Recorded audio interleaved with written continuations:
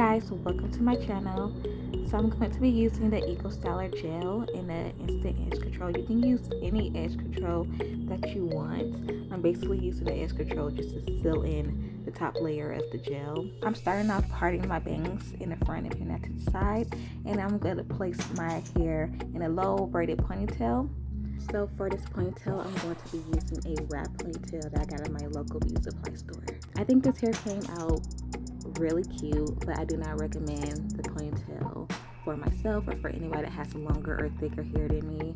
If you have shorter, thinner hair, then you can go ahead and do this hairstyle and do it how I'm doing it. This ponytail is definitely for somebody that has shorter and thinner hair, and it's not really for a braided ponytail. It's more like put your hair in a very tiny bun, then place the ponytail on top of that. Maybe if I had a thick curly ponytail, wraparound ponytail, it would have looked better, but since it was thin and like silky, it wasn't working out.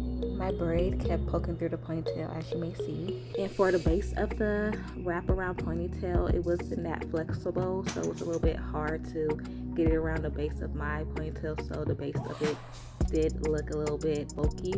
The hair that they gave you to wrap around that part, also I feel like it was a little bit too much hair, so it was kind of hard to smooth that too. So it was a struggle. It's definitely something that you would have to practice to get perfect. I feel like you're able to get it looking very smooth and kind of natural, but you will just have to practice doing it. This is my first time ever working with a wraparound ponytail, but overall it's still a cute hairstyle and it was quick to do. Thank you guys so much for watching this video.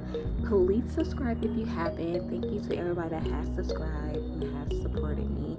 I really appreciate it, and enjoy the rest of this video.